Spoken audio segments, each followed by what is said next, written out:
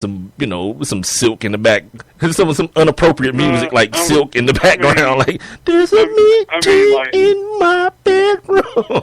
No, seriously, like in all honesty, like, dude, like, the guy, dude, I went as long as I could without doing it, without getting married.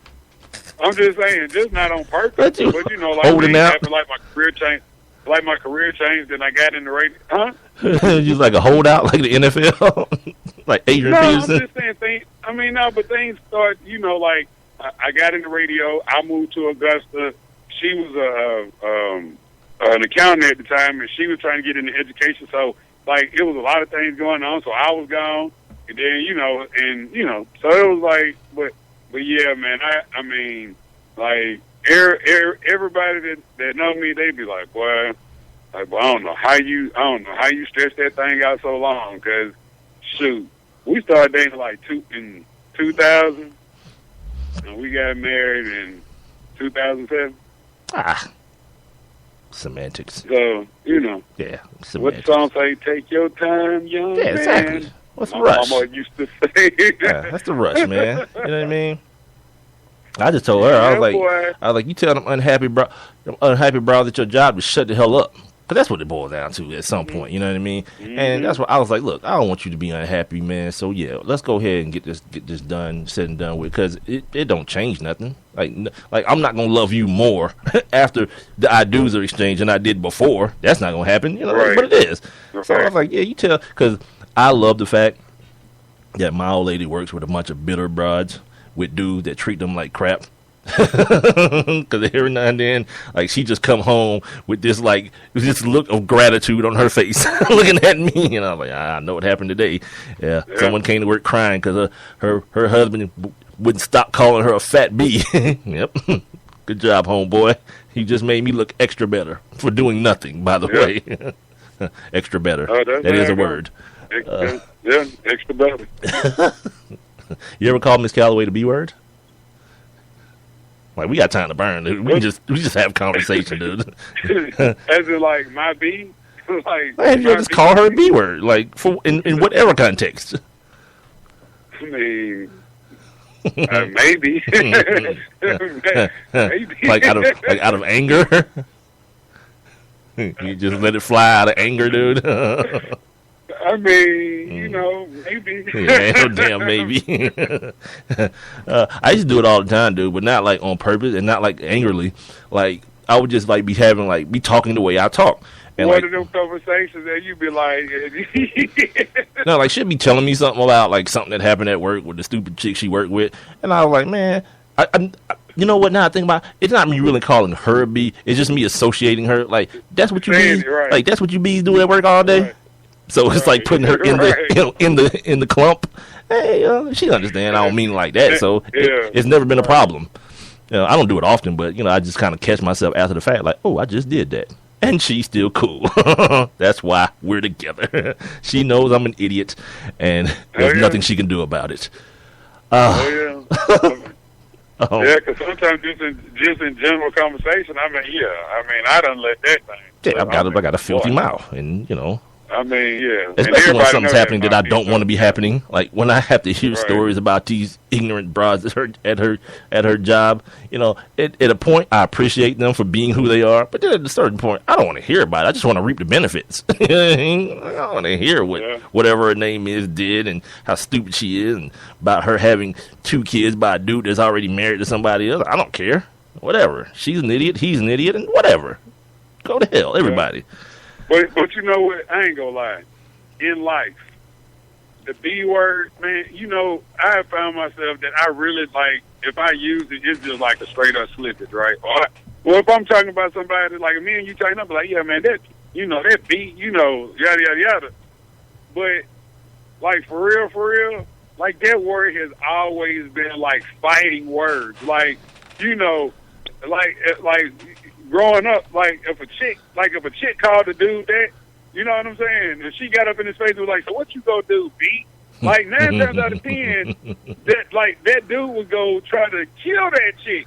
You know what I'm saying? So it's like, so that's probably the one cuss word that I try not to ever use. I blame rap You music. know what I'm saying? Huh? I blame hip hop music for it all. I'm like the new Jason Whitlock. I blame hip hop for everything. Everything that's wrong in the world just always boils down to rap music. Snoop Dogg is the leader of everything evil. Well, it's funny. It's funny that you say that. Because it's like the real deal is,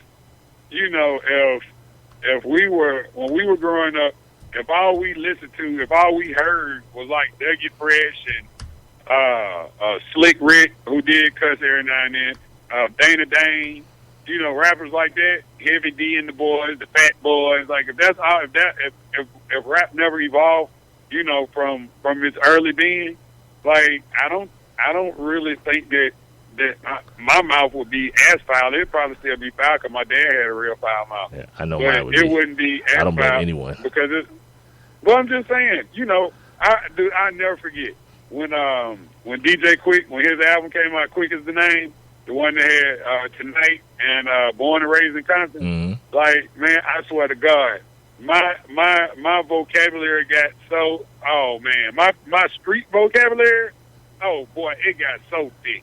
Like, oh my God. That's the difference between me and you. Like, all rap music helped me do is put the words I already knew in context. You know what I mean? Like, learn how to use them better. You feel me? Yeah.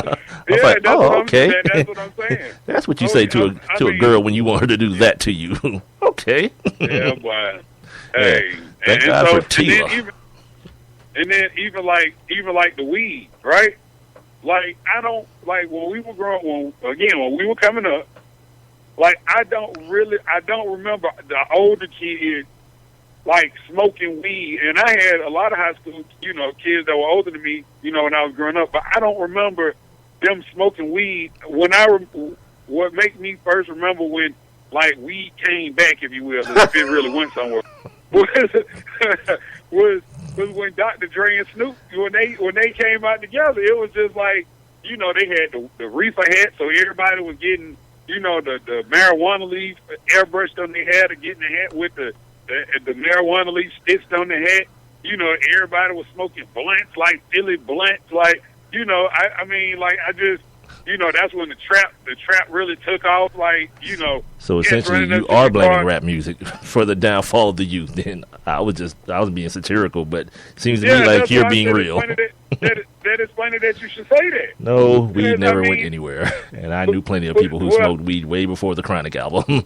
And I knew some older folks, like my uncle and them, some older people, but I'm just saying, but in school, like, I didn't know anybody that was smoking weed. And maybe because most of the folks that I knew, like, played football, in high school or whatnot, and weren't really into that.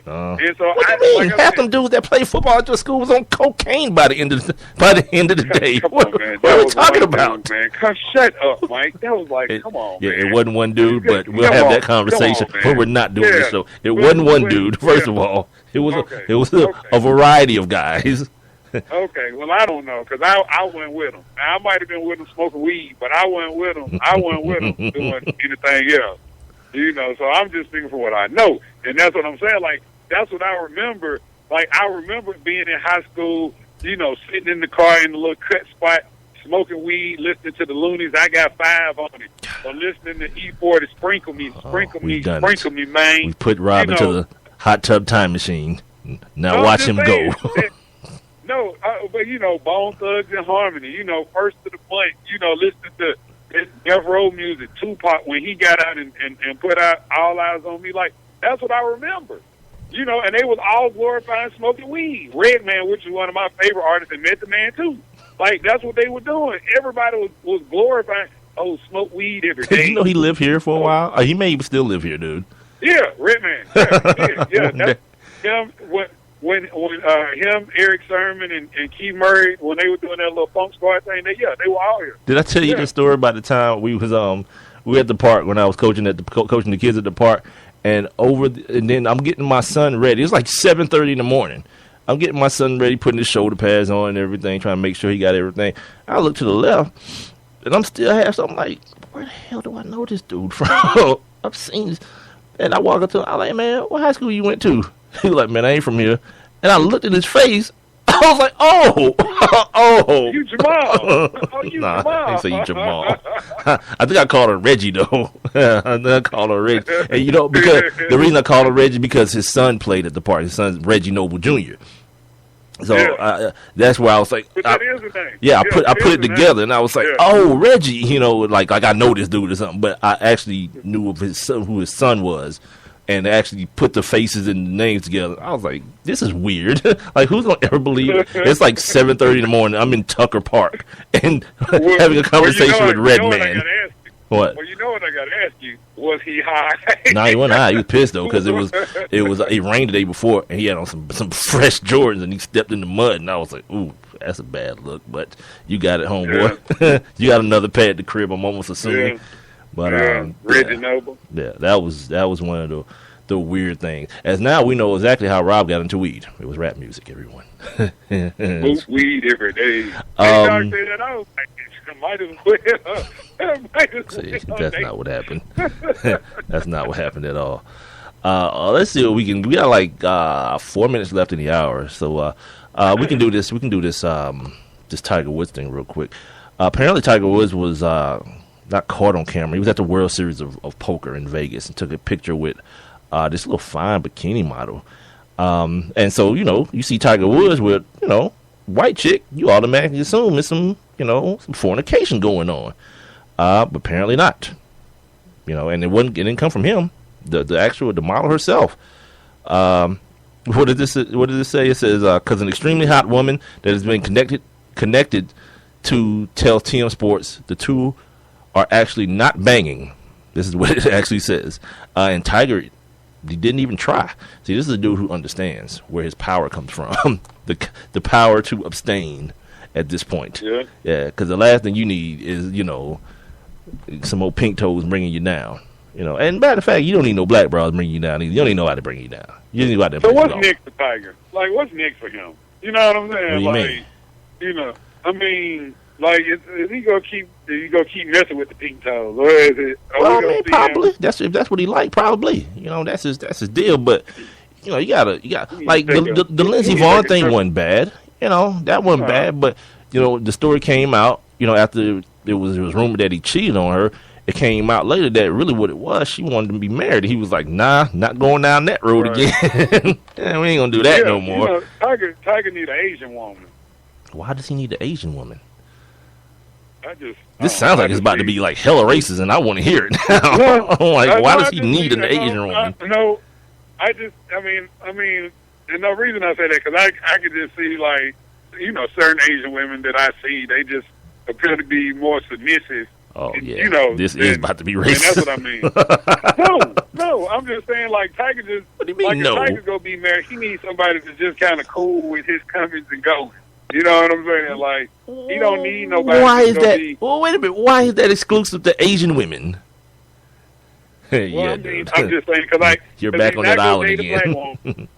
No, he's not going to date a black woman. I mean, like that ain't the case. Look at Aaron Hernandez's baby mama. She was like, "Yeah, I know he was cheating, but I just kind of accepted it because we have a kid." Yeah, it ain't like women are women, dude. Like, I'm not gonna put that on my Asian sisters. I don't see Tiger messing with like a Shaquita. What's her name? Shaquita. Ain't gotta be Shaquita. He can go get another white chick that'll be on the same level. He can go get an Asian chick. He can go get a Hispanic chick. Get him one of those, what's that chick's name? V. Stibiano, whatever she was. Yeah. Get him one of those. She was cool with everything. She was real cool with everything and anything. She was like, I don't care. Call me Gary. Yeah. Yeah, I saw that. Like, why you DM me that stuff? Why don't you just post it, dude? I'm saying because I can't. I send it to you so you can post it because if I log out, I don't like logging out. Because Instagram don't have. It doesn't matter. It takes 5 seconds. Something like TweetGram, to where you can tweet it, you can Instagram and handle multiple accounts. So what? So I do it all day. I log out and log into 2 accounts. Well, yeah. I ain't there. You gotta step your game up, dude, for the cause. You gotta step up for the cause. And speaking of causes, I want to talk to you guys about a new cause today. I don't know, Rob, did you wear orange today? Did I wear orange? I didn't. No. Anyway, I'll tell you And guys I what I'm have- talking about on the other side of a very